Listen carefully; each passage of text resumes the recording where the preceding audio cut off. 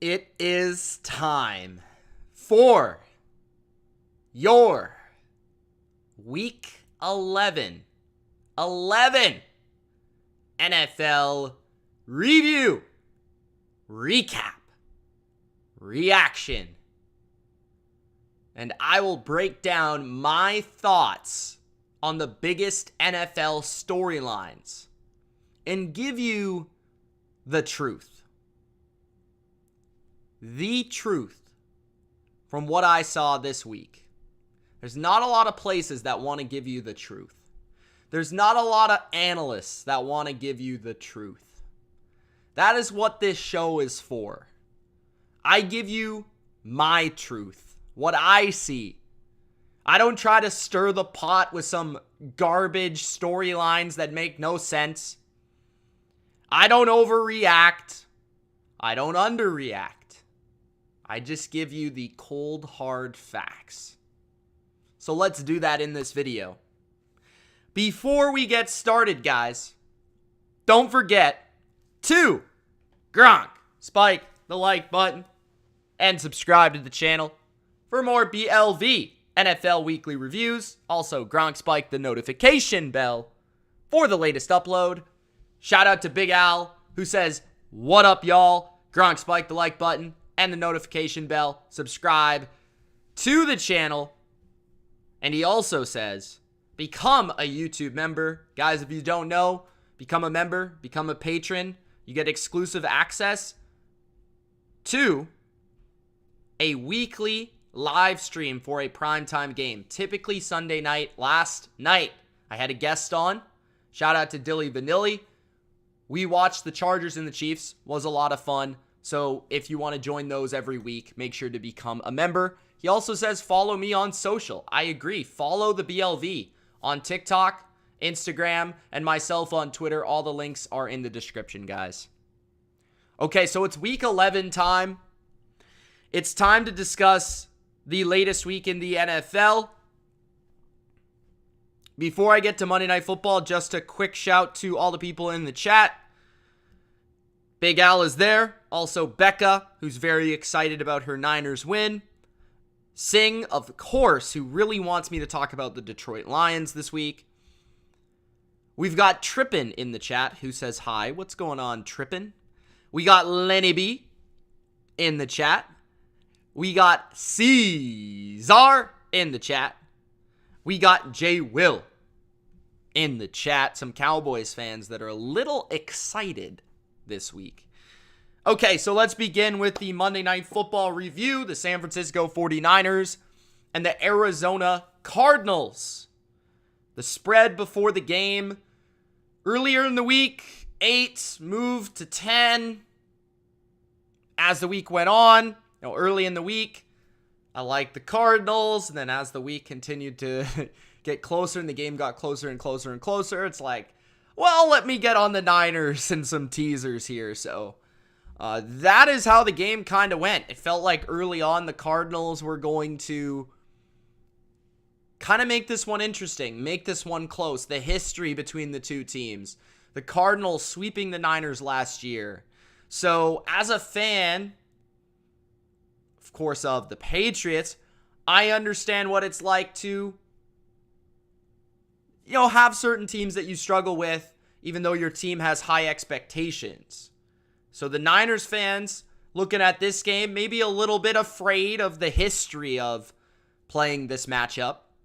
But this is a big win for Niners fans because they were able to punish the Cardinals in this game. Not just beat the Cardinals, but whoop the Arizona Cardinals all over Mexico City. Now, when it came to the game, there was some rain early in the game that did definitely have an impact in the game. Early, some slick footballs. I do wonder about that James Conner off the hands, drops into the lap of the 49ers interception that happened in the game. It was a very electric crowd in Mexico City. I felt like very pro-Niners, but very electric nonetheless. I mean, electric. very excited, very pumped up. I felt like they gave that Germany crowd with that Seahawks-Bucks game that I thought was a really great crowd, a run for its money. I thought that crowd was really good too. So good on the Mexico football fans there for their encouragement and their excitement throughout the game, and some chants I thought were pretty good. But definitely pro Niners for sure. Definitely pro Niners, and that was what everyone was saying before the game. On the first drive of the game, San Francisco starts with the ball. There were some questionable no calls by the refs. There could have been a PI. There could have been a hit to the head. No calls on that first drive. The Cardinals begin the game. They get up 3-0. And then the 49ers respond. And I felt like early the Niners were kind of struggling to consistently run the football and find that running game through Christian McCaffrey. He did have like one of the slickest 5-yard runs you'll see all year, where he kind of like cut it back to the middle. This was very early in the game, and it was a zone run outside. He cuts it all the way back inside, and that's just, to me, like the image of McCaffrey in this offense and what he brings to this offense is that ability to take a negative run or like a 1-yard run and make it a 4 or 5-yard run, which is what I think McCaffrey brings to that running game. Jimmy G, I think from the very beginning, on the money. The rain didn't really seem to affect him early, in my opinion. Like, all his throws were pretty much on the money. All his reads on the money. I thought Jimmy G played an excellent football game today. I thought he made the right decisions. He didn't force the football. I thought he made some really slick throws, some really accurate dimes down the field, in the middle of the field, in that short intermediate range, as he always does. There was a really nice throw to Ayuk for a touchdown early in the game. There was an awesome kind of scramble drill play to George Kittle. That was probably one of the best second, play opportunities that we've seen from Jimmy in his career. I thought that was money as well. There was a horrendous taunting penalty in the game by DeAndre Hopkins. I thought that call was so ridiculous. Like, can we just let the players show emotion, please, NFL? I don't want to get too far into that, but ridiculous. Okay, ridiculous. Can we stop the taunting penalties? This is grown men, professional sport. They're entertainers, okay? Let them entertain. Why are we calling taunting penalties in the NFL? I don't know. Has James Conner, I was thinking during this game, has James Conner ever had a run throughout his career, especially with the Cardinals, where it was like pretty to watch? Like I was talking about with McCaffrey. McCaffrey has some pretty runs where it just looks smooth, it looks effortless, it looks sweet. Conner, everything looks hard. Everything looks tough. Everything looks like a struggle out there for James Conner. I don't know how they can trust this guy as the every down back. I just don't think he's explosive enough. I think he's a fine player. But, he struggled in this game. And the run game of the Cardinals struggled in general.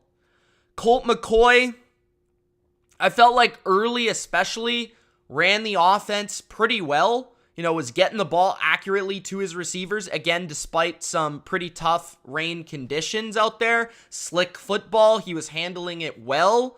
And I think Colt does a pretty good job of going through his reads and finding the right target and accurately delivering him the football in this kind of air raid short passing game that they've been running this year, where they have not been a very explosive passing team. I think Colt McCoy has done a good job when filling in for Kyler Murray of just distributing the rock, and I think he kept them in it. He was very efficient for a while with that, okay? With that.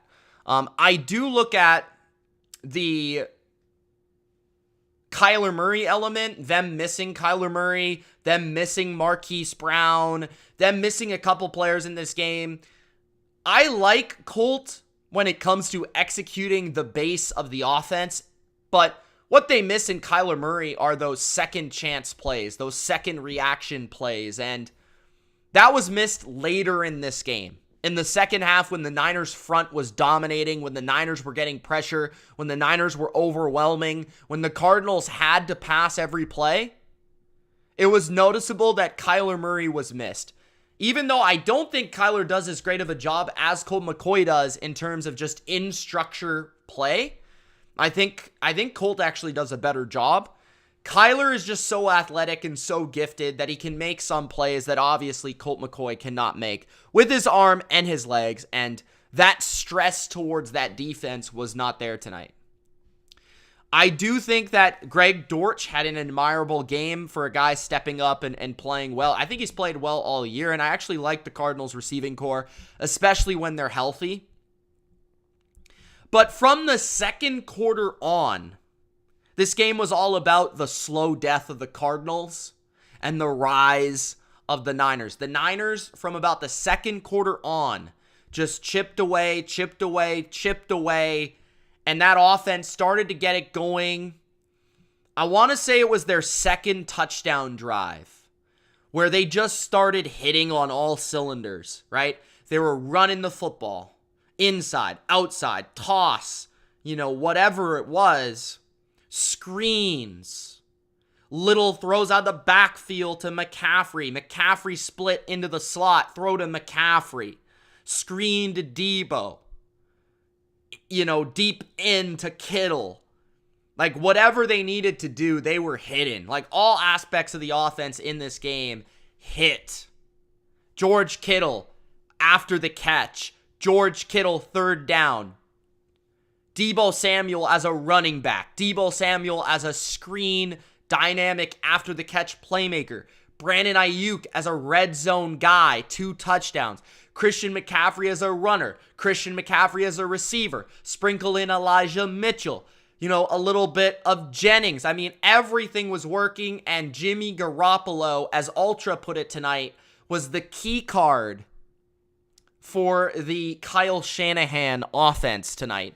And I felt like Shanahan, once he kind of got settled, I thought he called a marvelous game tonight. Very, very nice. With a defensive coach, and Vance Joseph, and a scheme that he has struggled with a bit recently in recent years.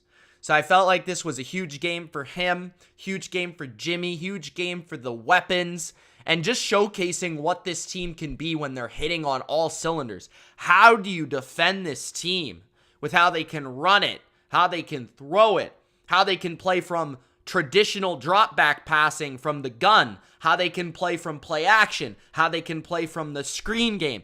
I mean, everybody talks about the Niners defense and what they can do on a potential Super Bowl run, but I don't know what teams may fear more entering the playoffs, the Niners offense or the Niners defense. I think there's a great chance that the Niners going into this playoffs could win a game 34-30 and also win a game 20-17.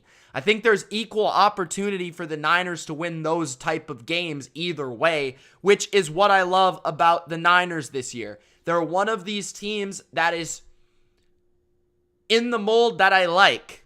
It's you can win defensively, you can win offensively, you can win either way, you can win running the ball and possessing the ball. It feels like they can win throwing the ball right now with the way that McCaffrey mixes in there and becomes an extra element that you got to defend.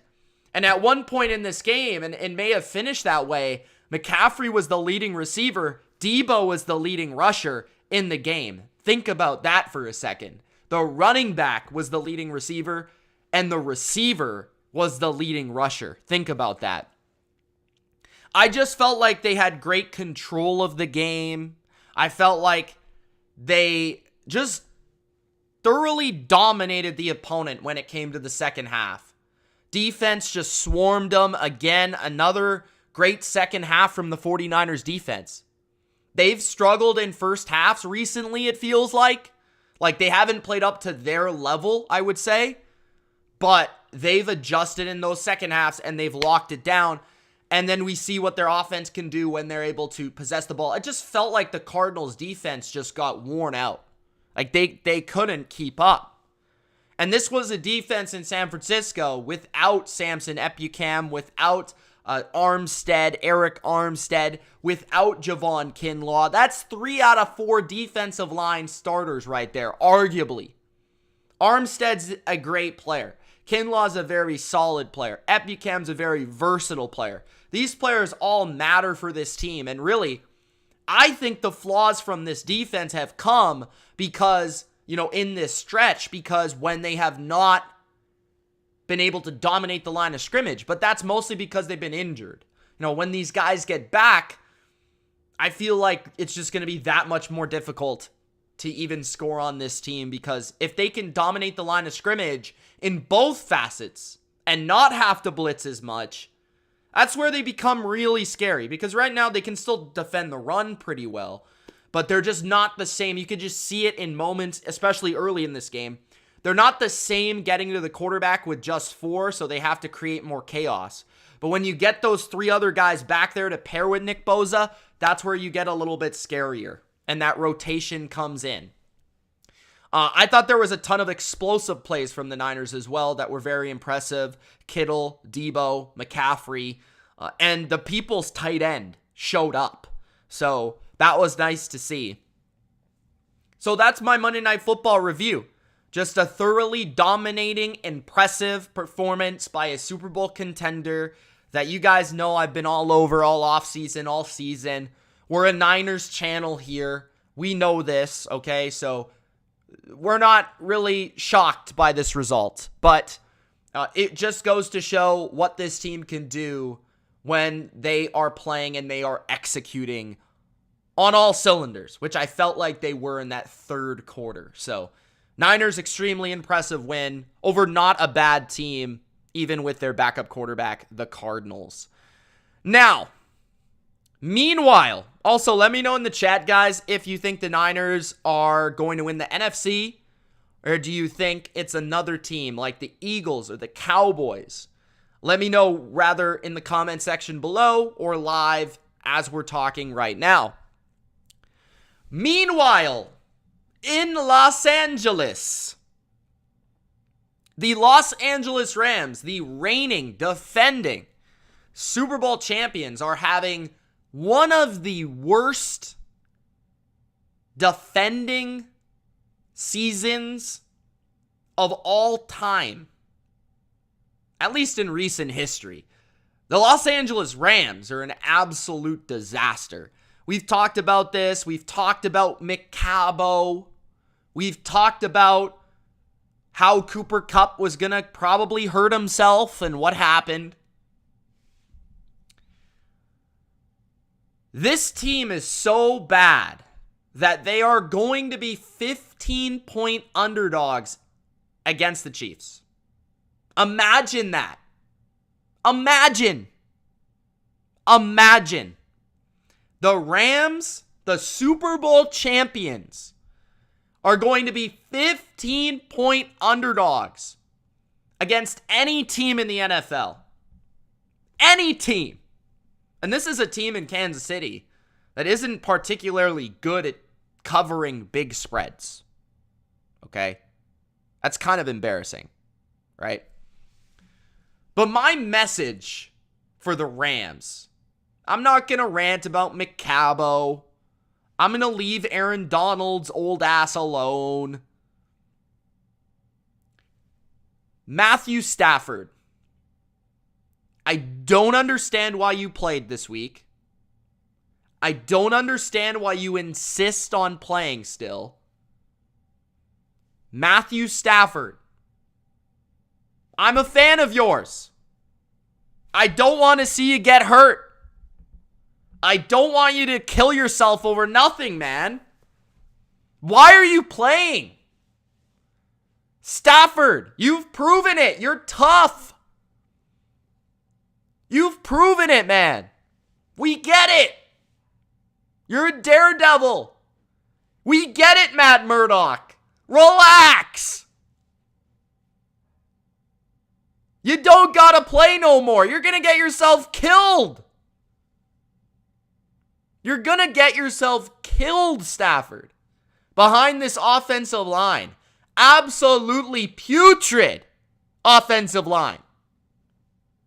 It's so bad that it knocked out Stafford and John Wolford in the same game. It's that bad. It's an epic fall off for the Rams, but I just don't want to see Matthew Stafford play football this year for the rest of the season. I really don't. I don't want to see it. If I see it, I'm just warning you guys, the guy might get hurt, like really bad. He's got to stop. Somebody's got to tell him, whether it's his wife, McVay, whoever it's got to be. They got to tell him, stop playing. Because these defensive linemen are not playing around, okay? You're going to get hurt. You're going to get hurt. All right. Now, just a quick thing on the Buffalo Bills and Cleveland Browns. I don't really have that many takeaways for Buffalo. It's pretty much the same team that we saw against the Vikings, except they didn't fumble the ball in their own end zone to lose the game. Buffalo did a better job of stopping the run this week with Matt Milano back. He definitely changes this defense. If you don't think Matt Milano's an elite linebacker, you're an absolute idiot. They still struggle covering number one wide receivers like Amari Cooper, who had another big game in this game. And I don't think there was anyone happier to see the location change from the snow to the dome more than Amari Cooper. We know how fragile he is in the outdoors. The Bills are basically no answers from that game against the Browns. They won. They did a good job. They covered. Great job. Allen was maybe a little better. Their run D was better. But I didn't learn a ton. I didn't expect to learn a ton from that game. They're going to be in the mix, but I do have worries, right?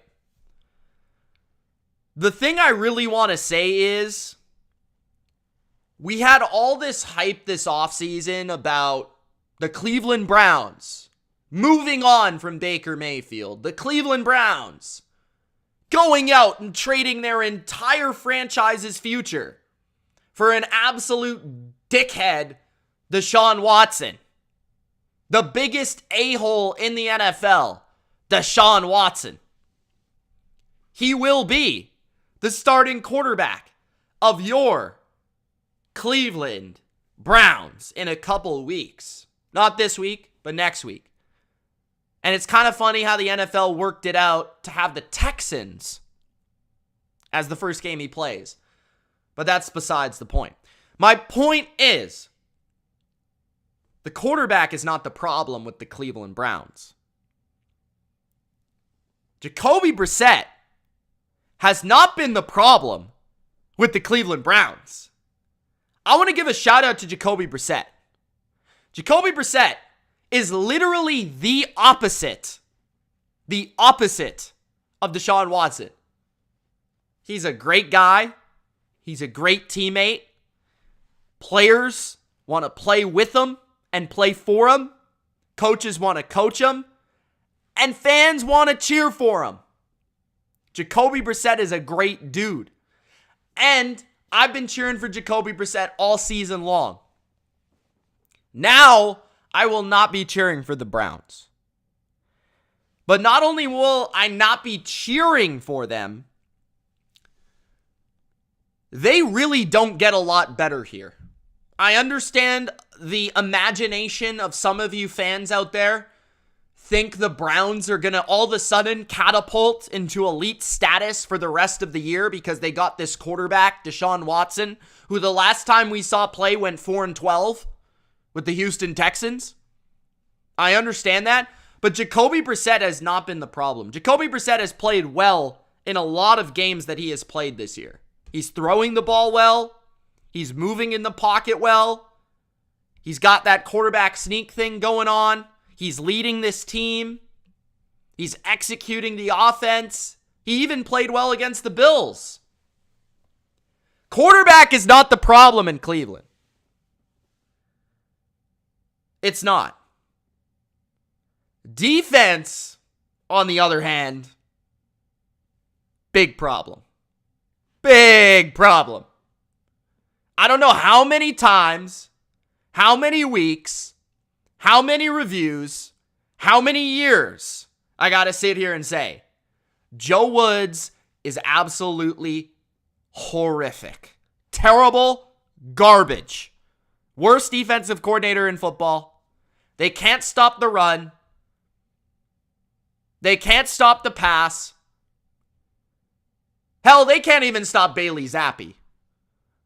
So if you're expecting to go from Jacoby Brissett, who's been playing well, to Deshaun Watson, who hasn't touched a football in an NFL game in years, and all of a sudden win games with this defense, and the constant coaching decisions that they make on a regular basis, flawed.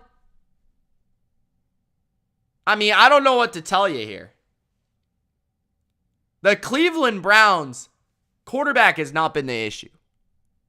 Now I wonder how it's going to work out if Cleveland doesn't start winning games with Deshaun Watson, and they don't get that much better with Deshaun Watson. How is this fan base going to react? How are these crazy dog pound fans going to react? How are these players going to react? How's the locker room going to react if this doesn't get better when you change the quarterback that you spend all your ammunition to get? Because you're going from A-plus teammate to A-plus a-hole real soon. So we'll find out how that goes. I fully expect the Browns to lose this week also. Quick little thoughts on the Cincinnati Bengals. I don't really want to spend too much time here, but I don't really know what to think about the Bengals. I don't know whether to be excited about their offensive performance against Pittsburgh without Jamar Chase putting up 37 points against Pittsburgh, in Pittsburgh, TJ Watt. That's pretty impressive. Joe Mixon gets hurt in the game. Samaje Perine turns into 2008 Adrian Peterson. That's phenomenal. But at the same time, I'm impressed with the offense. Joe Burrow still threw 2 picks. Turnovers still an issue there. Defensively, they are bad right now. Like, how can you allow 30 points? I understand 1 touchdown was garbage time. How can you allow 30 points to Kenny Pickett and the Pittsburgh Steelers? 30 points. This is why I'm not really that excited about the Bengals moving forward. I don't know what's going on with this defense. Like, the offense is good. The offense may turn out to be explosive down the stretch and keep them in games. I'm not sure their defense is going to be able to stop any good team. And I feel like if you play a good defense on the other side that can at least like go toe-to-toe with the Bengals offensively, you're going to be in trouble because I think this defense is making bad offenses look good right now. Run defense, suspect. Najee Harris was looking way better than he's looked all year. George Pickens mossing dudes. Kenny Pickett looking like a real legit QB out there. I mean, it was bad for the Bengals. So I don't really know what to think. You guys let me know what you think. I'm not so sure they're going to make the playoffs based on their schedule right now. You look at their schedule, they have one of the toughest schedules in football remaining. And it includes a lot of playoff teams. They play the Titans this week. I want to say they play the Chiefs still. I want to say they still play the Bills. I want to say they still play the Patriots. So I want to say they play some real tough teams in this conference. Like, that's going to be difficult with this defense that you're rolling out here, giving up 30 points against the Pittsburgh Steelers. Tough. Now, luckily for the Bengals, luckily for the Cincinnati Bengals, the Baltimore Ravens just had one of the weirdest games of the week. The Baltimore Ravens won against the Carolina Panthers, if you want to call it a win, 13-3. 13-3? What? 13-3? Against the Carolina Panthers? I look at the Ravens and I find them to be real frustrating because the offense was great at the beginning of the year. Defense was shit. Now, it's the opposite. Defense is great now. Offense is shit now. It just reversed. It's like they got the Space Jam basketball and everybody on the offense put their hand on the basketball. And all of a sudden, the defense took all their powers. I mean, what happened? Lamar Jackson was MVP. Mark Andrews was looking like 2011 Rob Gronkowski. They were running all over everybody with backup running backs. And now, it's like Justin Houston zapped Lamar of all his powers and youth, and he took it from him. What's going on with the Ravens? They're the most confusing team in the NFL. I get it. The Panthers have a good defense. I get it. The Panthers have an athletic defense that can run, that can go sideline to sideline, that can stick with this Lamar Jackson pistol zone read attack. I get it. But, man, I mean, I just look at the Ravens and I say, if they had a more consistent, especially passing game, if they had better receivers, if they had a more refined passing attack, and they weren't so centered around being this run game team, I feel like they would be like a team that could win the Super Bowl this year. I really do. Because I think when you add together John Harbaugh, Justin Tucker, Lamar Jackson, a good O-line, a good run game that you have to be focused on, you have to defend, you have to sell out for, and you have a pretty good defense on the other side, I feel like those are some good puzzle pieces. But then you just watch them drop back pass, and it's like, who are we throwing to? Devin Duvernay? Demarcus Robinson? The Chiefs didn't want him. The Raiders cut him, and now you see the Raiders. I mean, my goodness. So, this is a very limited receiving core with a very limited passing attack. I mean, Greg Roman is not exactly Sean Payton in terms of passing concepts, okay? And I just feel like too much in the passing game is always on Lamar Jackson all the time. And I just don't think this team's going to be able to do that in the playoffs. Like, I feel like I say this every year. I say this every couple weeks, and it's repetitive. But I'm just frustrated with the Ravens because I feel like the Ravens, if they just had a couple good receivers, man, they would be a real threat in this conference. And they just don't have anything competent in the passing game. So I think they probably make the playoffs. I think they probably win their division. Maybe they win a playoff game. But this offense just, I don't know, man. I just don't know. Okay, the next game.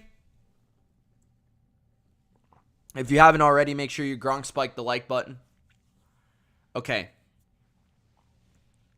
Let's talk about the Lions. So, it's been a few weeks since I've actually really sat down, watched the Lions, kind of figured out what they are, what they've been, and discussed it on the review. So, I wanted to watch every play of the Lions game and figure out why they were so successful and figure out why they, on the scoreboard, dominated the New York Giants in New York. So I did that, and I have plenty of notes here to go over. So let's do that. First possession of the game for the New York Giants set the tone for the Detroit Lions defense. First possession. The first carry of the game for the Giants was a 3-yard loss by Saquon Barkley. That has not happened to the Giants very often this year. The Giants have been able to run the ball this year. Saquon bottled up in this game.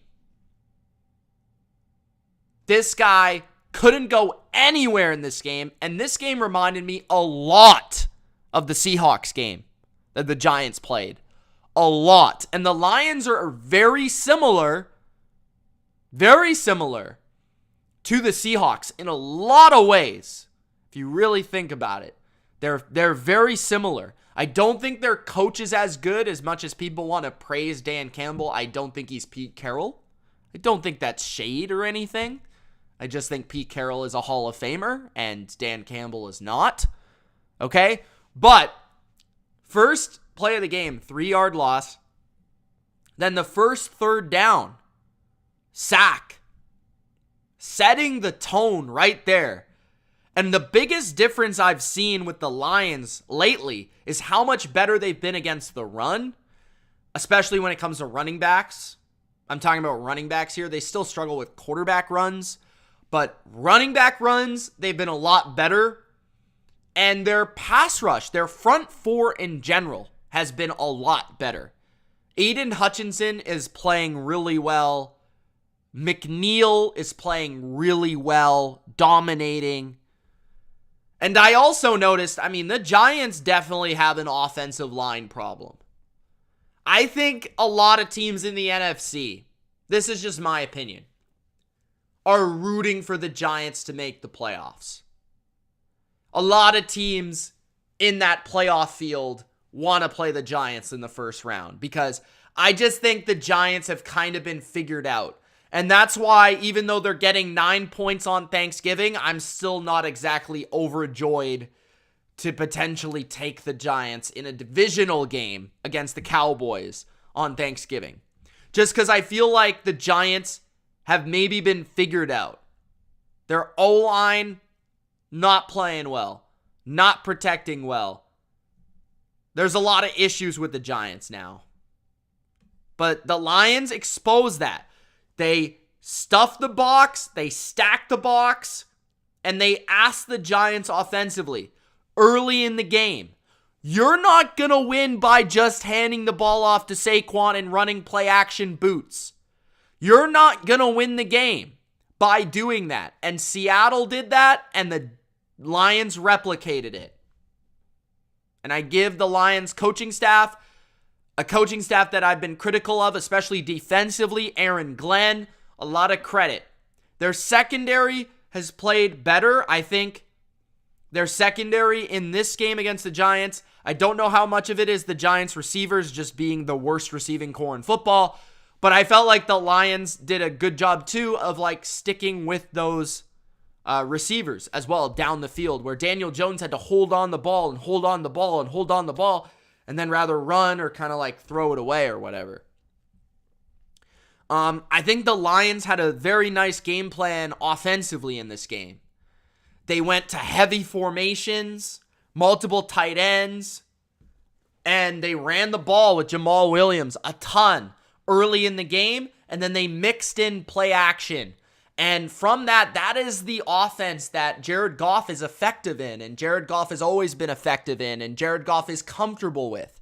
The problem with Jared Goff is When you take the run game away from him, when you make his offenses one-dimensional and you force him to be a drop-back passer in shotgun, and you can blitz him and you can pressure him and you can make him uncomfortable, that is where Jared Goff is really not good. But if you can give him a little bit of a running game and you can open up play action through that, that's where Jared Goff is very successful.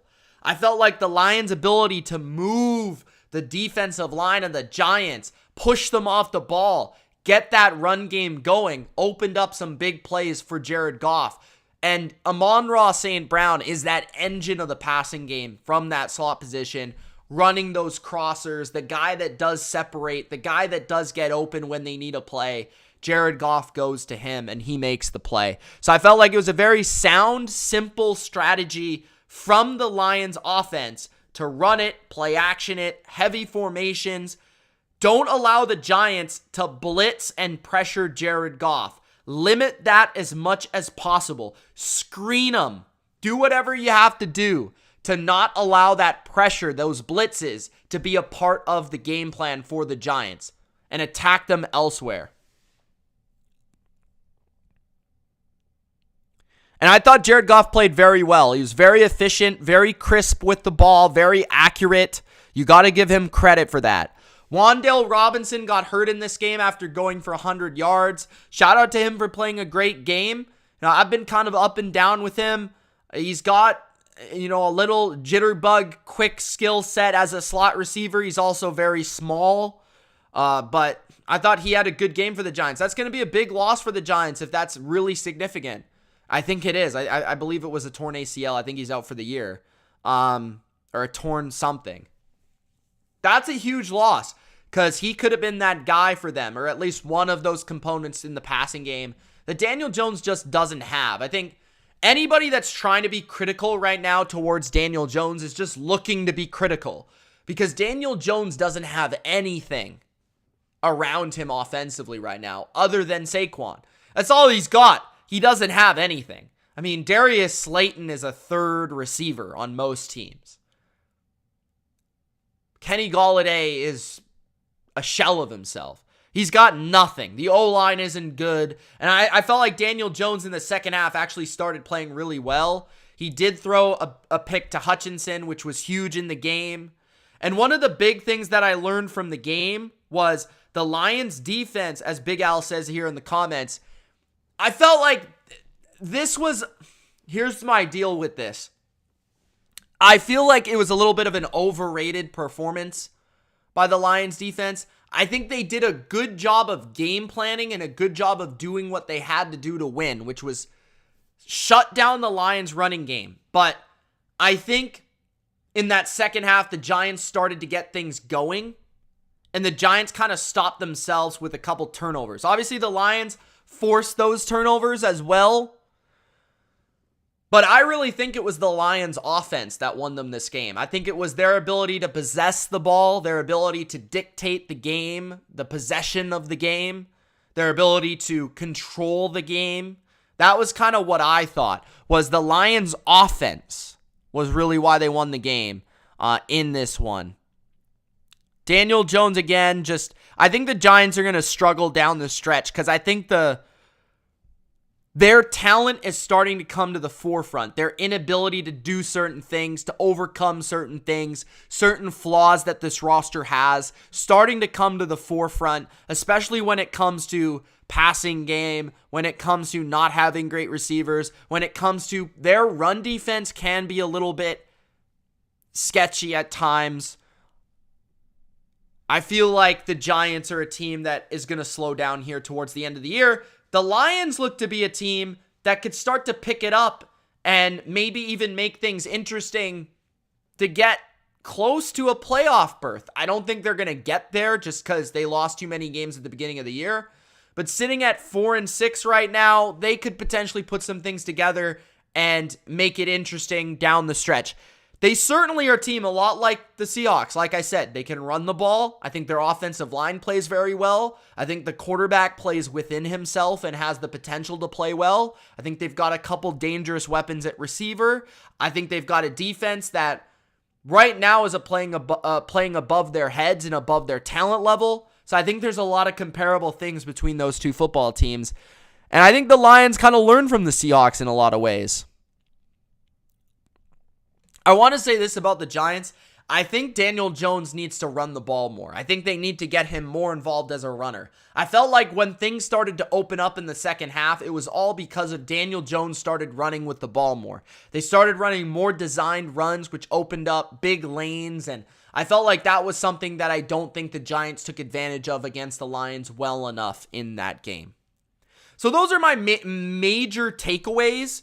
I think the Lions looking good. I wanted to go and see what's going on with the Giants, what's going on with the Lions. Two teams that I felt like started the year on opposite ends of the spectrum, and now it's shifting back to more of the expectations of the team, or more towards the opposite side of the spectrum. Lions' defensive performance maybe a little fluky, but their offense, when they play a certain way, definitely good, and I do see improvement from that Lions defense, and that's making all the difference here for Detroit. Okay, the next topic, I want to talk about the Raiders' win over the Broncos. This wasn't a huge game by any means. This game doesn't really matter, but I just want to say the Raiders winning this game, I think, shows you that the Raiders are not giving up on their coach. They're not giving up on Josh McDaniels. I think anybody that's watched the Raiders play as many close games as they have, that is evident week to week, that when a team plays this many close games, that probably means they're not giving up on their coach. But Josh McDaniels, most points against the Broncos of any team in the NFL this year in both games. The Raiders scored the most points against the Broncos in both their games than any other offense. He must be doing something right. So just want to give him credit for something, because I know the media won't. So shout out to Josh McDaniels for a nice offensive game plan and that big play call in overtime that got Devontae Adams wide open for the touchdown, which was they were running the crosser off play action. You know, they love to do that. I know McDaniels loves to do that from his days in New England. And Pat Surtain, if anyone's wondering, why was he so open? How did he burn Surtain like that? Well, Pat actually bit on the crosser. So he overplayed the crosser, kind of like jumped it, so to speak, looking for a big play on his end. And Adams faked the crosser, came back to like a deep corner route, wide open on that play. Sometimes corners try to get a little overzealous. They bite. They try to make a play when it's not there. They don't need to. And that's where you can really get burnt. So Surtain was burnt on that play. Now, there's a couple things from a coaching perspective that I thought was real funky for the Broncos. So near the end of the game, there was about 140-something remaining in the game, and it was 3rd and 8 for Denver, okay? 3rd and 8 for Denver in their own territory. I want to say around their own 35, 40-yard line, okay? And I was watching the game with my dad at the moment, and it was 3rd and 8. And the Raiders don't have any timeouts left, guys. They don't have any timeouts. The Broncos have 2 timeouts left, I believe, in the game. All right? So, they burn all their timeouts, the Raiders. There's 1:43 left in the game. It's 3rd and 8.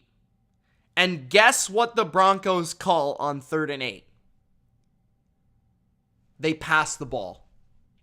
Okay, put this through your mind right now. 3rd and 8. The Raiders have 0 timeouts.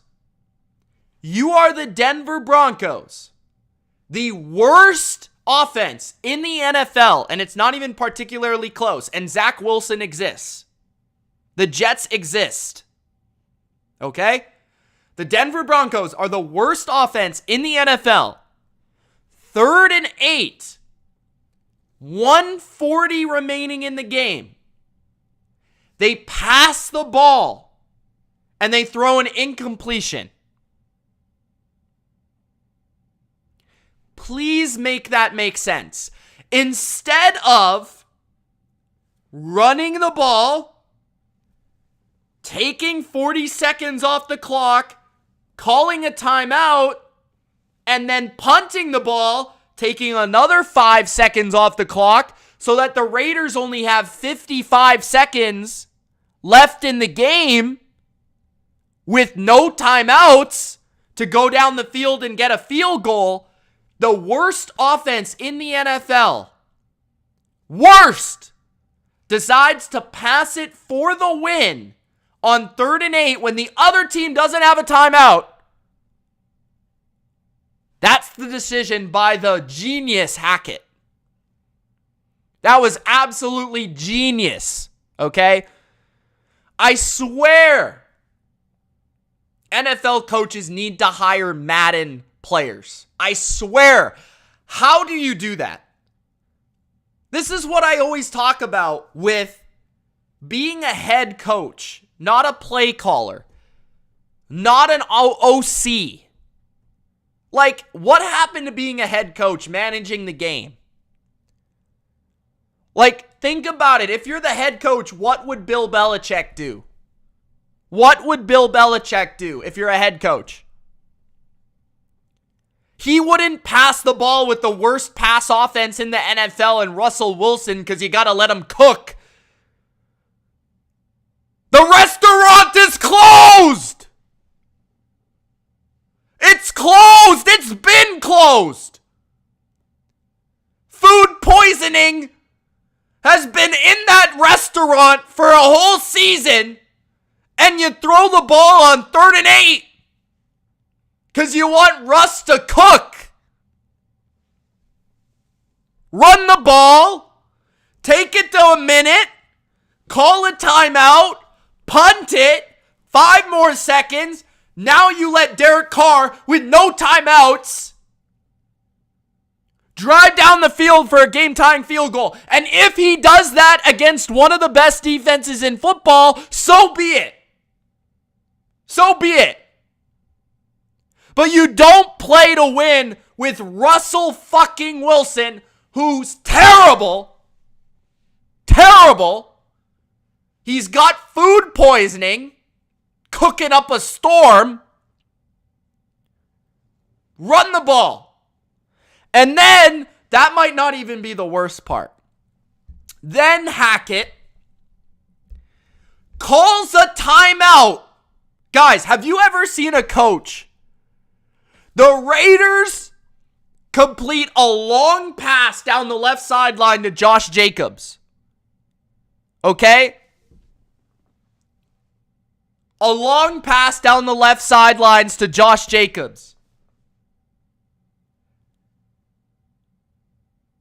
And Hackett calls a timeout.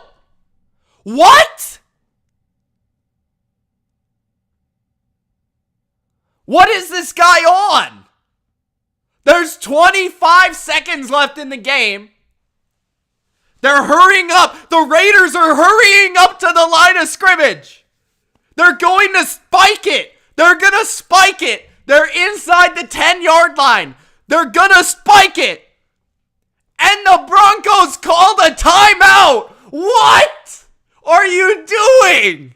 Oh my God. Like, I understand you want your defense to be, like, sorted and, like, organized. Bro, they're gonna spike the ball. They don't have any timeouts. So what do? Okay, let's get Carr. And let's let McDaniels get their best play so that they can win the game in regulation. They're at the 9-yard line. Let's let them win the game in regulation. We don't even want to go to overtime. Let's call a timeout. What the fuck are you doing? I mean, that is bad. That is terrible game management. Terrible. Okay, next. We must talk about the Eagles. Big Al's Eagles. Struggling again versus the Indianapolis Colts. Now, the Eagles came back in the game against a head coach that quite possibly did less in this game than Delilah did.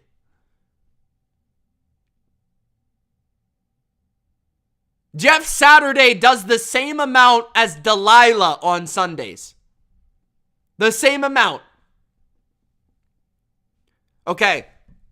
So, the first drive of the game, the Colts, they just bludgeon the Eagles. Bam. Body shot. Bam. Body shot. Bam. Jonathan Taylor. Michael Pittman. Slant. First down on third down. And I'm like, oh my goodness, the Eagles' run defense is still garbage. But eventually it got better. We'll talk about it. The Colts, I underestimated the Colts in how they matched up with the Eagles offensively, right? I handicapped the game correctly from the Eagles' defense vantage point. I didn't handicap the game correctly from the Eagles' offense versus the Colts' defense vantage point. So you must assess that when you're betting, guys. Assess where you were right. Assess where you were wrong. I was right about half of it. I was wrong about half of it. So I was right about the Eagles' defense because, if you hold, you expect the Eagles to cover if they hold the Colts to 16 points, right? In most games. But the Eagles only scored 17 and they had to come from behind. They only had 3 points in the third quarter. I'm worried about this Eagles team, guys. I understand. The Colts got Gus Bradley's scheme. They put 8 people in the box. They've got a strong D-line. They can stop the run. They've got speed at the second level. I get it. They can stop the Eagles. But I'm worried about the damn Eagles, bro. They've got old man Sue and Linville Joseph out there saving the day. Sue actually had half a sack in the game. Man's playing at 37, I think. Something like that. I'm not saying the Colts are some terrible team. I think a lot of people look at the Colts right now just because they've got Delilah at head coach. I feel like they feel like the Colts are bad. The Colts aren't bad. They're kind of an average team. They've got talent. They definitely got a good defense. They can compete. That's what I was telling you when the Patriots beat them a couple weeks ago. They've got talent. But this was not good for a contending team. You shouldn't only have 3 points against Delilah's team here in the third quarter. You shouldn't need the Colts to fumble the ball.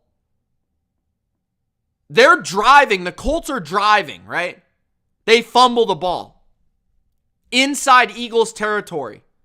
Fumble the ball. The Colts were inside the 5-yard line with 6 minutes left in the game. If they score a touchdown instead of a field goal, they win the game. But what happens? Well, they run the ball once, doesn't go anywhere. Then they pass, doesn't work. Then what happens? Well, Matt Ryan in the clutch, guess what? He gets sacked. What else is new? Takes a 10-yard loss, so you can't even go for it. What else is new, Matt Ryan? Get sacked in the clutch. Where have I seen that before?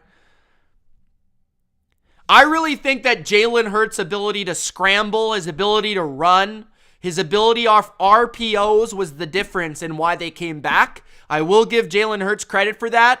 But in a big game, man, for your coach to just call one pass the entire drive on a game-winning drive, that's a little suspect. This team, this passing offense, looked like a different team without Dallas Goedert out there. They weren't as explosive. They weren't as good. They weren't as effective. They weren't as efficient. And I see ways to attack this offense. If you can slow down their quarterback runs and their run game in general, and you can force them into passing situations and blitz them in those situations, I think you should blitz them. I think you can handle this offense. And I think that's what the Colts did. I think that's what they did. Credit the Colts for playing competitively. Credit the Eagles for a comeback. I just look at these last 3 weeks. I look at the Eagles losing to the Commanders. I look at the Eagles almost losing to the Texans. I look at the Eagles almost losing to the Colts. Sure, there's some tough matchups in there with the Commanders and Colts, two teams that can stop the run.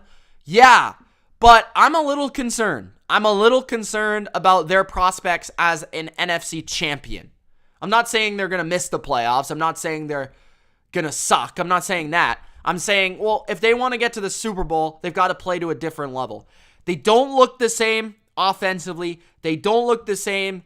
I thought their defense rebounded well down the stretch of this game, and I thought they did a better job against the run later in the game for sure with those old guys up front, but I don't know, man. It's just, this is a bad offense with the Colts too. Like, we know this. They're bad. Like, they're one of the worst offenses in the league. So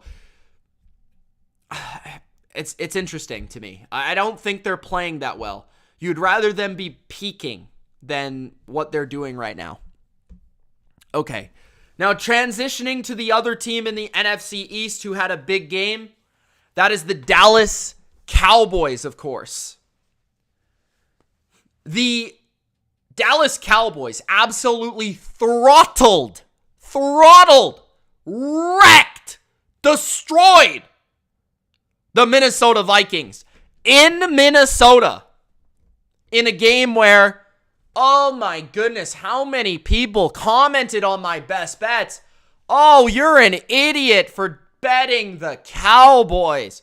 How could you do that? The Vikings just beat the Bills. Why don't you think they could beat the Cowboys? Oh my goodness, they're so good. Blah, blah, blah, blah, boo, blah, booby. Get out of here. Okay? This is what I've got to say to you. The Vikings are 8-2. Listen to what I'm saying right now. Turn off your television. Turn off all the background noise. Turn this up.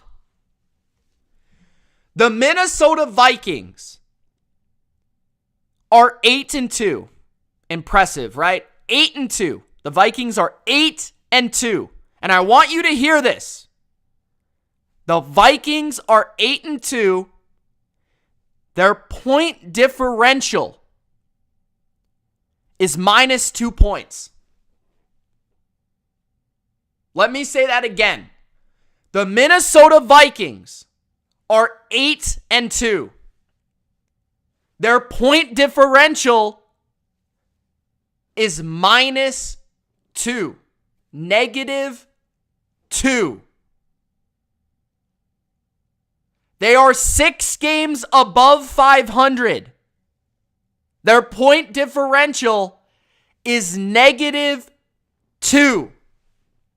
Make that make sense. What the Vikings are, as I've been saying all year, a good team, not a great team. A good team that's been fortunate. That's been a bit fluky. That, even if they played the game again against the Bills, wouldn't have repeated the result. Quite frankly, they got absolutely decimated for 3 quarters in the game. And what they have been is like holding a time bomb waiting to go off, a lot like the Giants. The Vikings, man, you're just waiting for that game where they were going to get blown out. That game that they were going to lose. That game that they were going to fall apart. Because they've been good, don't get me wrong. They were 8-1, that's amazing. But they're barely winning every game. They're winning every game by 1 score. Every game by a field goal. Every game by 2, 1, 4. Ticking time bomb.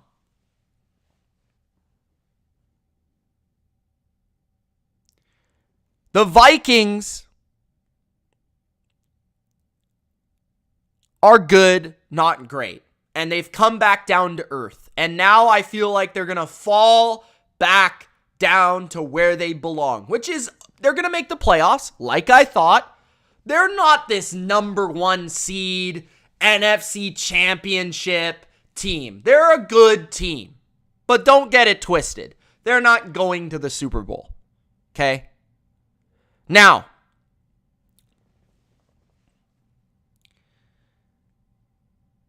big thing here. The goal for the Vikings before the game. How the Vikings were going to beat the Cowboys. And this is how every team must approach playing Dallas. Okay? You got to stay out of obvious passing situations. You've got to stay out of 3rd and long. You got to stay out of 2nd and long. You can't have negative plays on 1st down. You can't play behind the sticks. You can't. If you do, it's Micah Parsons time. It's DeMarcus Lawrence time. It's Dorrance Armstrong time. The Dallas Cowboys are going to wreck you, okay, up front. Unless you've got an absolutely elite offensive line or you've got an amazing quarterback who gets rid of the ball in a blink of an eye, you're not going to be able to handle this team in those situations. Okay? You're not. And I felt like this was Dak's best game of the year offensively. I thought he played really well. Like, was he amazing? Was he MVP quality? Nah. He didn't make like a ton of amazing throws, tight window throws, but he made all the right decisions. He got everyone involved. He made explosive passes. He checked it down when he needed to for yards after catch to Tony Pollard. He kept the offense on schedule, like Dak Prescott, when he plays at his peak, does. Dak Prescott at his peak is an extremely surgical passer from the pocket. And he's a very good drop back passer when he's on his game. He can pick you apart with 30, 40 attempts, high completion percentage, quick rhythm, on the money throws. And then really when you see Dak at his best, he then begins to gain some confidence. Occasionally he moves out of the pocket and makes a big play down the field or a game-changing throw. That's what Dak can do for you, right? And Dak played really well in this game, I felt like. I also felt like the Cowboys ran the ball. Zeke with the body punches. Tony Pollard with the explosive runs. I felt like the Dallas Cowboys had that balance offensively to perfection in this game. Whatever they were doing was working. And Minnesota's defense, guys, is not good. I mean, this defense is bad. They can't stop the run very well. They can't stop the pass very well. The only thing they do well is rush the passer. But when you keep them off balance, when you can run it at them, when you can throw it off of that running game, when you can allow your offense to have some misdirection, when you can protect your quarterback because of the balance and you stay out of those 3rd and longs, the Vikings are in trouble. They can't really do anything defensively, okay? What else? I thought Michael Gallup actually had a little bit more pop than he has all year. This was a huge game for Dallas's offense, and CeeDee Lamb didn't really even have a huge game. Tony Pollard was the star of the show. Micah Parsons, of course, was incredible. The defensive line just absolutely destroyed the Vikings offensive line. Like, it wasn't even a contest. Like, it was ridiculous how much they dominated this game. Parsons dominated this game. Once Darisaw left the game, it was like good night. Like, every play was terrible. The Vikings are playing the Patriots this week. Like, good luck. Like, I know I'm biased. I know I'm a Patriots fan. I'd be surprised if the Vikings could block the Patriots. Nobody really is blocking the Patriots right now, especially Judon. I mean, the Cowboys are a great D-line. Don't get me wrong. Patriots are also a great D-line. Like, the Vikings are in trouble. They can't block, especially without their best tackle. Like, that's trouble for me. Now, in theory, on paper, people were thinking the Vikings had this running game to decimate the boys, which I think you can still, if you can keep them off balance, if you can run on them, if you can keep that hesitation of Parsons in the step of the pass rush, then you can really move the ball. You can move the ball in Dallas. I think it's doable, okay? But yeah, like, credit the boys. Everything went well here. They played probably the best game they're going to play all year. I wouldn't expect them to play this well on both sides of the ball all season. It's just not doable. They just played that well. But the Vikings, I just think we saw the Vikings' flaws here. I'm not trying to overreact. I just think it was like everything we've been seeing in small doses in one massive dosage, okay? And especially when a team can take away Jefferson, it just feels like the Vikings can't run the ball and they can't throw to Jefferson. It's just not good. It's just not good news. It's just not good news. So credit Dallas. I will be intrigued to see how they play on Thanksgiving. And I'm intrigued to see if they emotionally can play with the same attitude and the same effort as they did against the Vikings in a big divisional game against the Giants at home on Thanksgiving. It's an important game. As for the Vikings, I think the Patriots are going to beat the Vikings. Spoiler alert. I like the matchup for New England. And I think this team is going to slide a little bit. I just think their offensive line issues, the offense, I think, is a bit overrated. I think the defense is overrated. So, yeah, I think the Vikings are going to slide a bit. And I think the boys should beat the Giants. As I've said, I don't like how the Giants look right now. So that has me leaning towards the Cowboys. But I wouldn't be surprised if the Cowboys had a little bit of a letdown because of how impressive they were in that game. Okay. Next, we got the Chargers and the Chiefs. This was like I put as the headline here. This is exactly what we kind of expected. I mean, all right, a high-scoring game between these two teams that we get seemingly every time, especially when the game's played in LA. And yeah, it was basically exactly what we thought.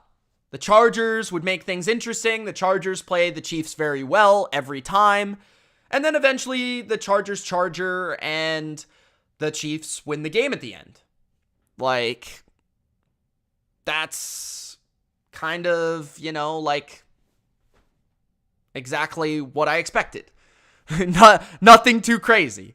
But the Chargers choked again, no question, absolutely. And it wasn't Justin Herbert. Like, a lot of people are doing it for clicks or views or whatever. Like, Justin Herbert did not choke this game. He put the team up with about a minute 20 left. Sure, could they have managed that a little bit better? Sure, but I don't think that's on the quarterback necessarily, unless you're a Tom Brady, Peyton Manning, Aaron Rodgers level wizard who can manage the game without having a coach.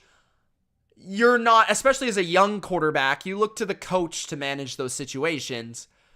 I personally felt like the Chargers scored too early. Everybody else did. And so I felt like the Chargers maybe scored too early, right? They probably did, and they didn't do a good enough job of scoring, but also taking enough time away to be able to do that. But then at the same time, I don't know what the Chargers defense was doing. Like, I don't know what Brandon Staley is doing at this point. I don't understand how people still think the guy's a good coach. Like, I listened to I'll just say it, I listened to the Ringer recap for the NFL, and I like that show. It's an interesting conversation they have every week. I like to listen to a lot of different opinions. And they're talking about Brandon Staley like he's a good coach. Like, can someone explain what Brandon Staley does well? Like, he comes into the Chargers as his defensive guru, and his defense doesn't play defense. They don't stop the run. I mean, a high school football team could run the ball on the Chargers for 100 yards. And the Chiefs ran all over the Chargers. I mean, are you kidding me? Are you kidding me? And then you've got this defense that, yeah, they had good moments, but we know the Chargers play good against the Chiefs. Like, they're built in a personnel to beat the Chiefs. Like, they're built that way. Of course, Khalil Mack's going to cause some pressure. Of course, their coverage players, Derwin James, going to make the odd play. Asante Samuel is going to make the odd play. I mean, Brandon Staley's defense is fucking garbage. I mean, what do you want to say? The guy's got all pros at every level. D-line, linebacker, corner, safety. How many all-pros you want on your defense and they don't play fucking defense? I mean, come on. How is he a good coach? And then he's given up on his gimmick. He's given up on his gimmick now. He doesn't go for it on 4th and 1 at his 34-yard line with the game on the line. I felt like as soon as he punted that ball right there, I knew they were going to lose the game. Right then and there, I was live on the members-only stream. Right then and there, that decision, they didn't go for it. Last year, Brandon Staley would have gone for it. He lost his testicles. I don't know where they went. They're gone. All you got to do is run big-ass Justin Herbert right up the middle for 1 yard, extend that drive, but instead, you punt the ball. I'm not even mad at them kicking the field goal before the half to make it a 7-point game. That's fine with me because it was, I think, a 4th and 2 at the 3-yard line. That's hard to convert. 4th and 1, 4th quarter, I believe it was, 3rd quarter maybe even, at your 34, in this type of game against Mahomes and the Chiefs, you gotta go for it. I don't care that it's at your 34. You know you can't stop them. Like, stop kidding yourself. Just go for it, bro. Like, just go for it. Like, so what does he do well? Last year, it was that he was an aggressive decision maker. He doesn't have that anymore. His defense sucks. He doesn't make good decisions. The offensive coordinator, Lombardi, has got to go. He's terrible. I don't even know what to say. Like, the Chargers need to be a playoff team. They've got too much talent. They've got Justin Herbert, and they're still not a playoff team. I understand that Keenan Allen and Mike Williams and Joey Bosa and Rashawn Slater, they've had some injured players. I get it. They're still a 500 team. I get it. But there's no excuses anymore. I just don't get it. Like, Brandon Staley is probably going to pull the I need a new offensive coordinator card this offseason. But his defense still sucks, so I don't know what he's going to do about that. Mahomes and Reed continue to own the AFC West. And I will say this about the Chiefs, because I know you guys complain about me. Oh, I'm always critical of the Chiefs. I always hate on the Chiefs. This is what I'll say about Mahomes in this game. I'm not even going to, get super pumped about the game-winning drive, because to me, that was more the Chargers' ineptness than anything. What was really impressive to me about Mahomes in the game was his ability to be great in the game with not as much around him as usual. Now, that is the true testament of great quarterbacks, is who do you have around you on offense? Yeah, he's still got a good old line, and he's got Travis Kelce, and he's got Andy Reid. But if you look at his receivers, I mean, Tony gets hurt. Even Clyde gets hurt at running back. They've got Justin Watson. They've got rookie Sky Moore. I mean, they really didn't have much at receiver. Still had Kelce go off, but not much at receiver.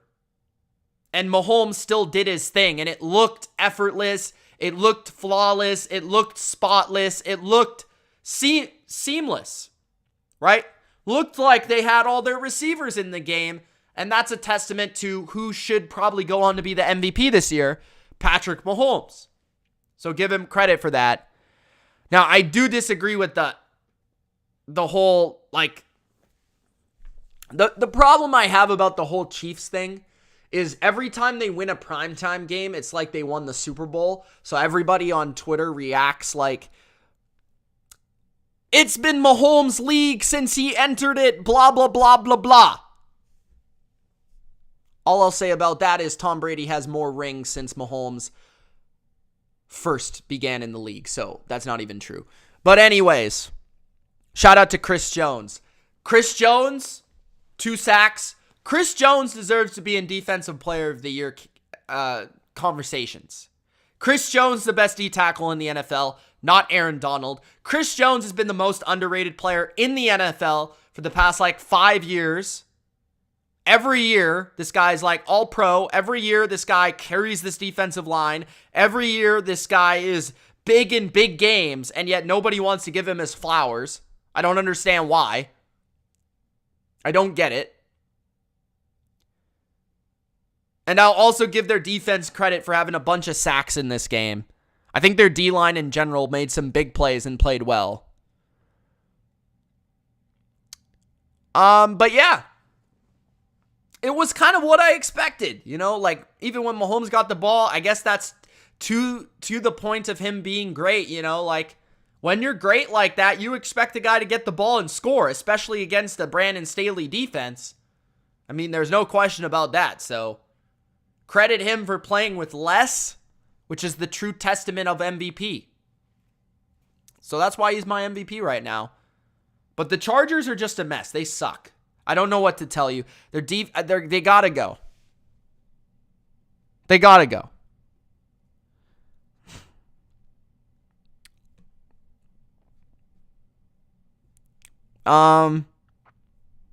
Okay. The question is, you guys tell me, will the Chargers make the playoffs? Will the Chargers make the playoffs? They have to beat the Raiders and the Cardinals, right? They play them coming up. They have to win those games. Have to. If they drop one of those games, they're in big trouble. Because then after that, they play Miami, Tennessee, and even Indy is a tough game. Right? And then they should beat the Rams and maybe the Broncos. The Broncos is a divisional game, so I'm not sure. But they should beat the Rams. I don't think Stafford will be in there. But let's say they lose to Miami, Tennessee, and Indy. Right? That's 3 more losses. That could put them out of the playoffs. So they have to beat the Raiders. They have to beat the Cardinals. They have to beat the Rams. They have to beat the Broncos. And they probably have to win 2 out of 3 against Miami, Tennessee, and Indy. They do. Yeah.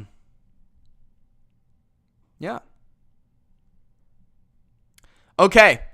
The final topic. What you guys have all been waiting for.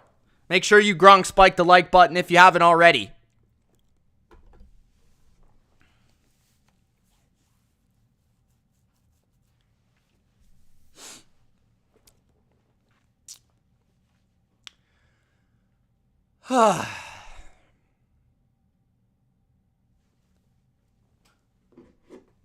Hold on.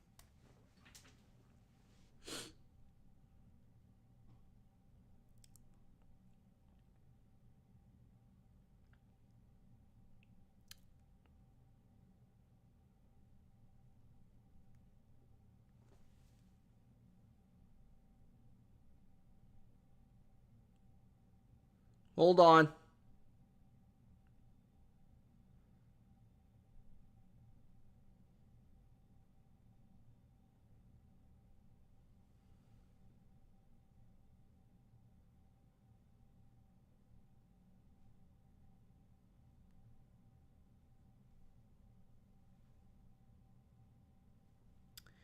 Okay.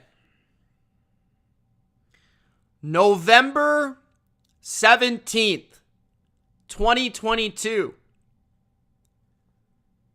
Under a little video called the NFL Week 11 Best Bets.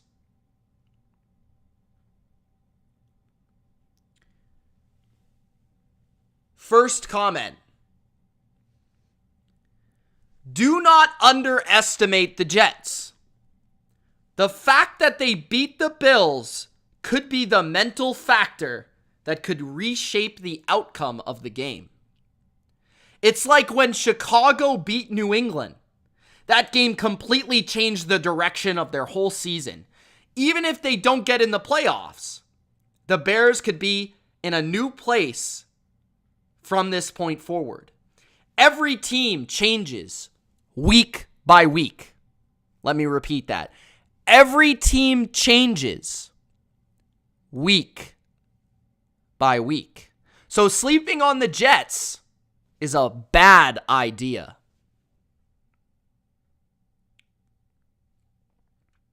Okay.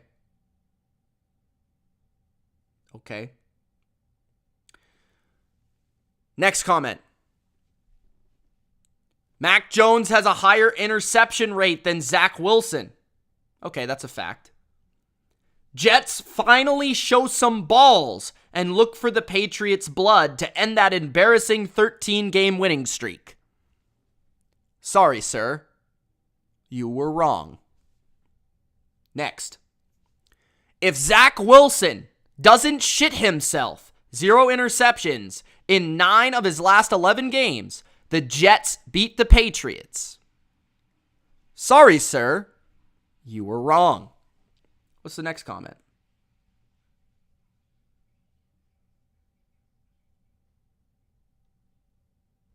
Oh, this is my favorite one. And this is only one video. This is from my boy, Shep Shape. Wow. You love to hear yourself talk, don't you? You take forever getting to the point. And then you make invalid points. The Patriots are better? Nobody would agree with you on that. Nobody. The Jets have the better team on both sides of the ball. Both sides.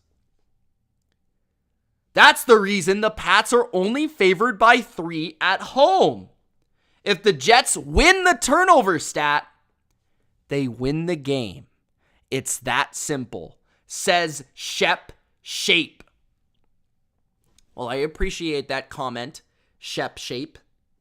I appreciate all you Jets fans, because I just laugh at you dumb, stupid idiots. Jets fans are as immature and as uneducated as the quarterback that represents their franchise. They won't take any sort of blame whatsoever, and neither will young Zach Wilson for the loss. I got the receipts. I got them right here, Jets fans. I don't know where you came from. I don't know what little corner you came from. I don't know. I didn't even know you existed. I don't know where all you guys came from this week. But I just laugh because the Patriots own you fools. The Patriots beat your asses again. 10-3 final score. Marcus Jones, punt return to the house for the win.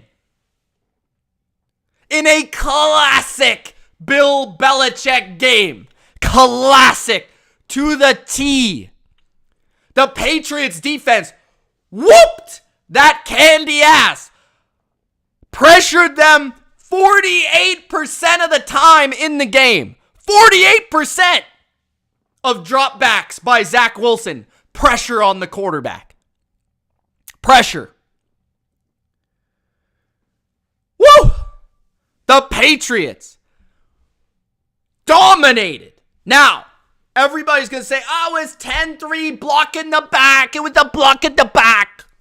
Block in the back. 10-3. It was an either way game. Either way, the Jets fans are going to say. No, it wasn't. I don't know what game you watched.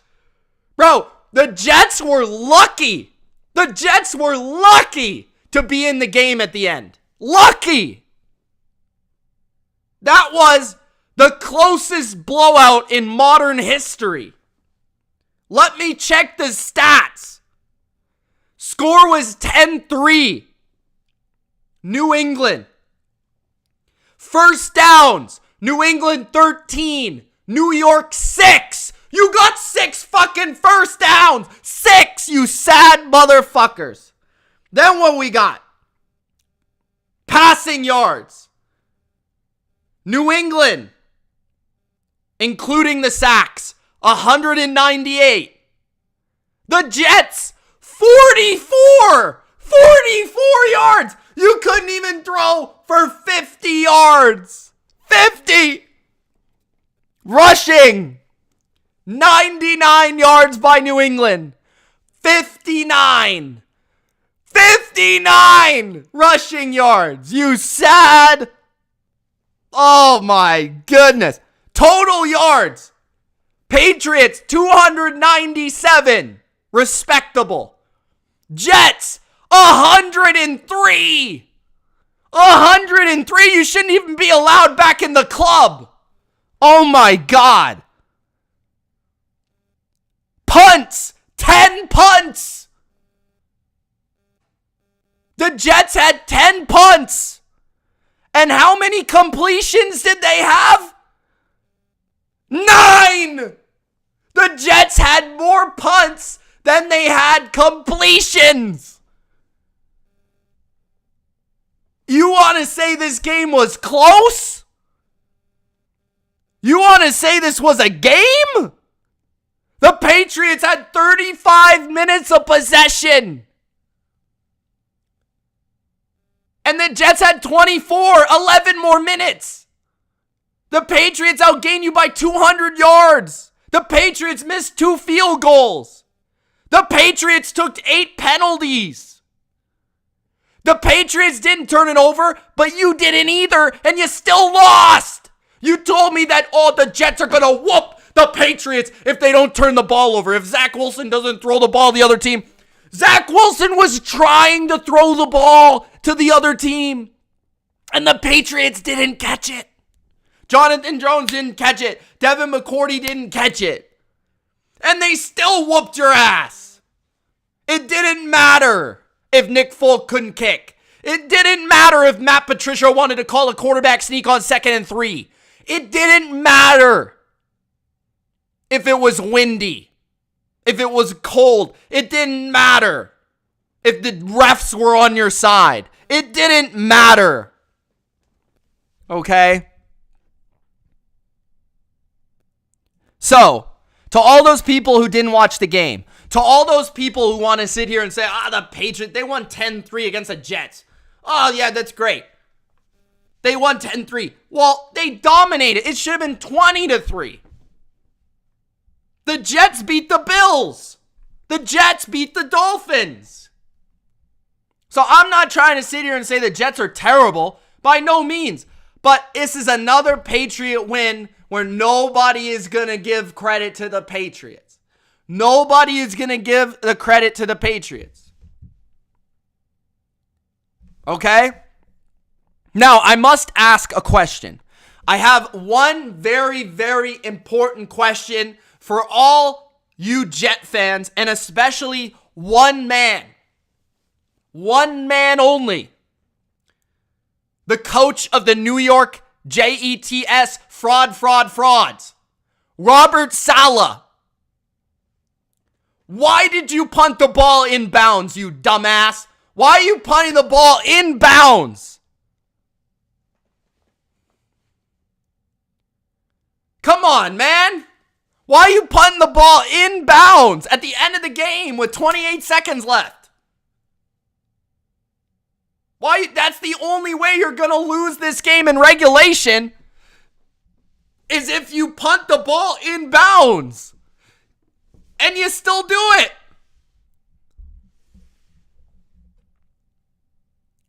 More punts than completions. How bad is that? And now Patriots fans, I know that you're upset about your offense, and I get it. I get it, okay? But let me put some perspective on it, okay? This was a game where New England moved the ball. New England moved the ball. This is my point. They possessed the ball for 35 minutes. Mac Jones was 23 for 27.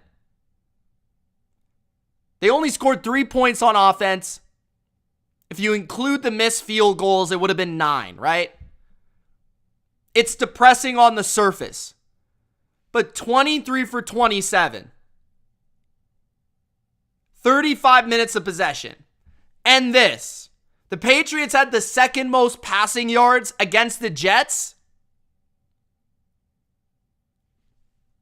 this year. Think about that for a second. Mac Jones, who everybody wants to bench, who has an incompetent dumbass at offensive coordinator,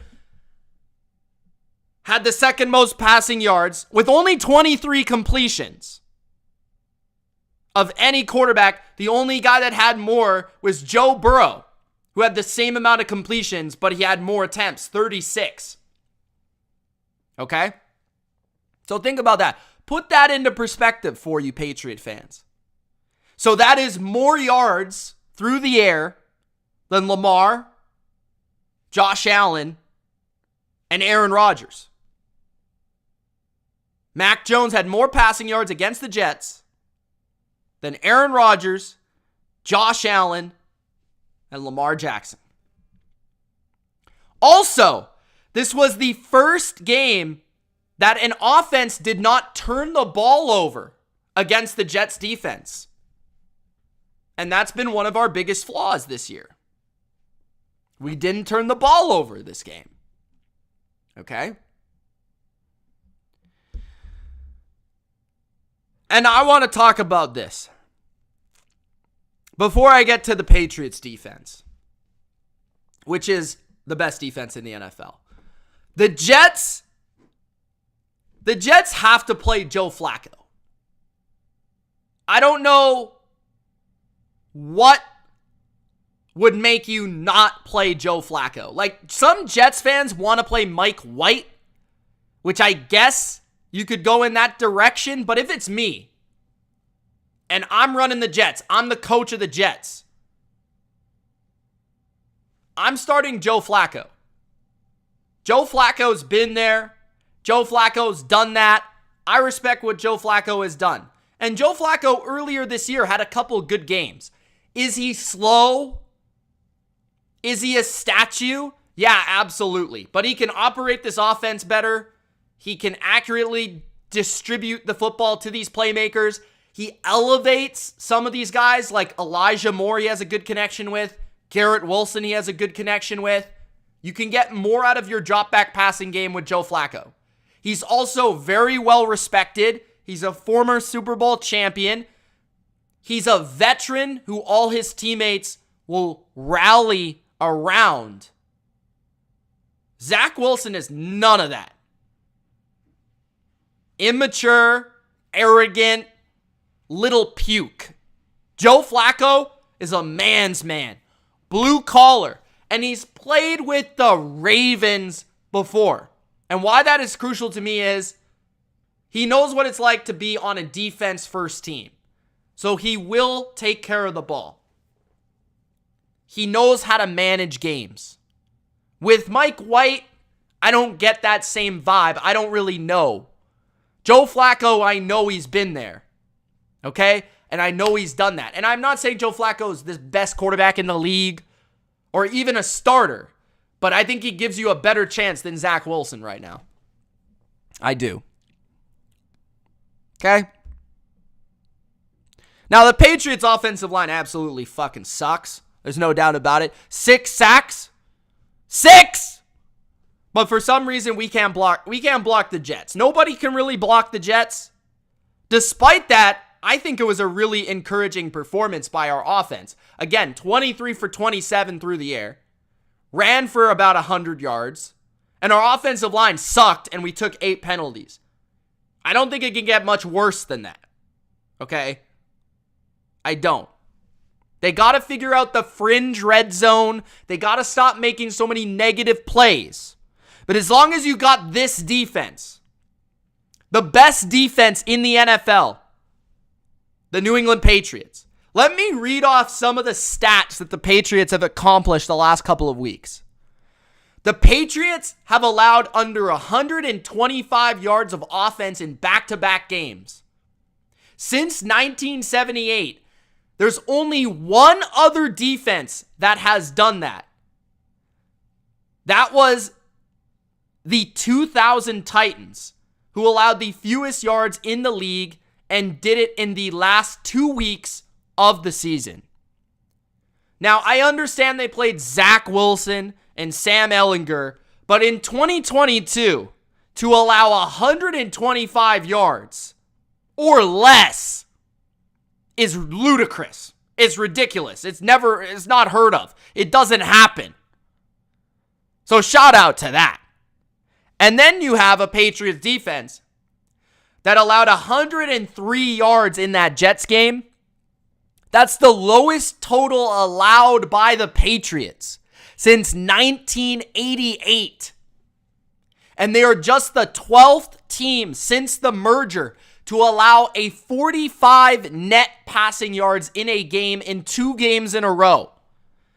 And the first in 43 years.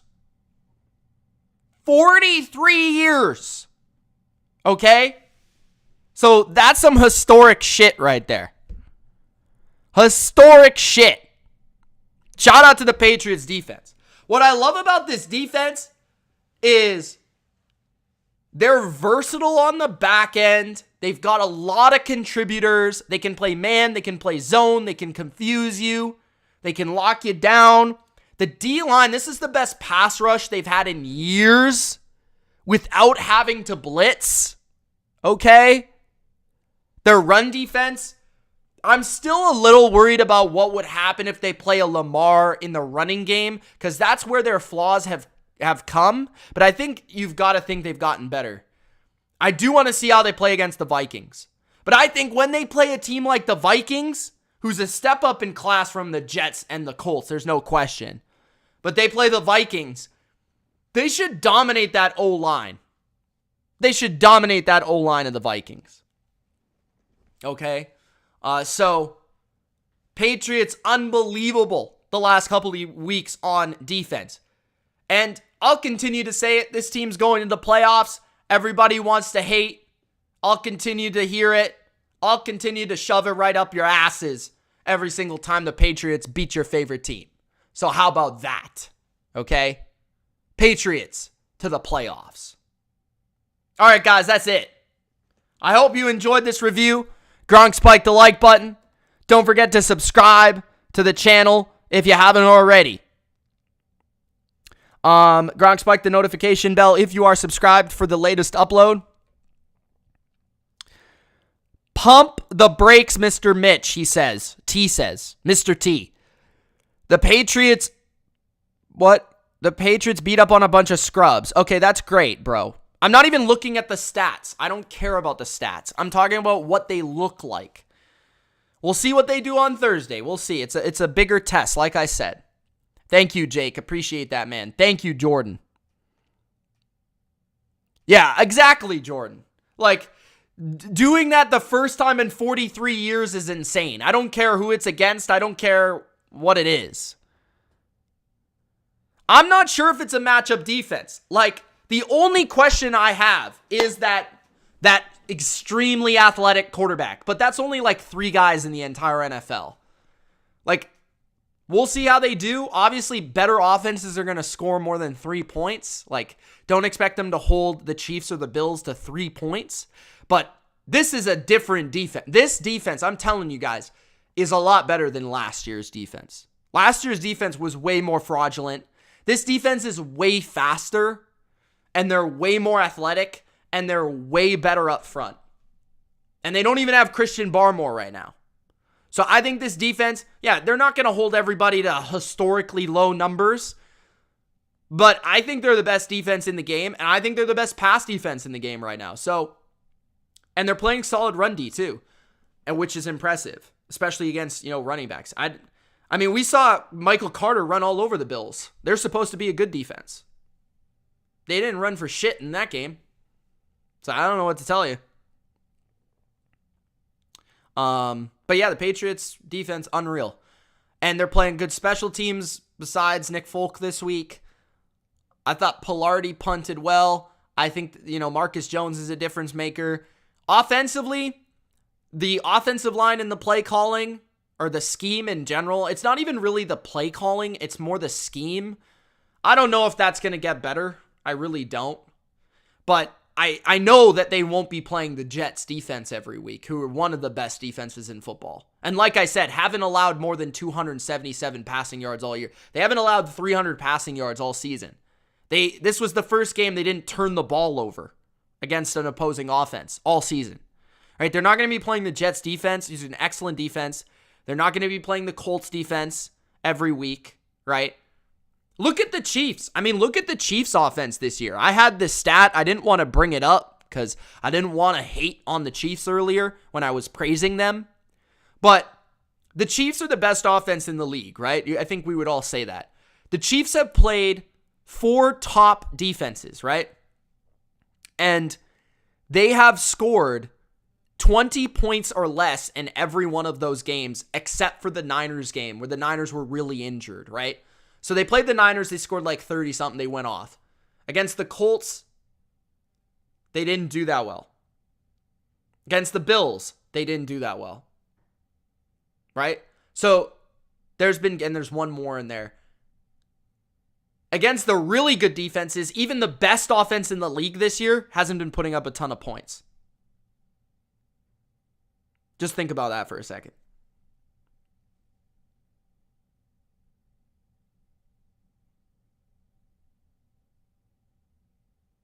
Thanks, Jake. Appreciate that, man. All right, guys. Thanks for watching. I hope you enjoyed, man. We will see you soon tomorrow. Live power rankings, so make sure that you're there. I'm also going to be looking to post an exclusive Best Bets video for Thanksgiving. Okay? So there's going to be a Best Bets video for Thanksgiving football and a Best Bets video for the week itself. So 2 Best Bets videos this week. All right. Thanks for watching. Peace.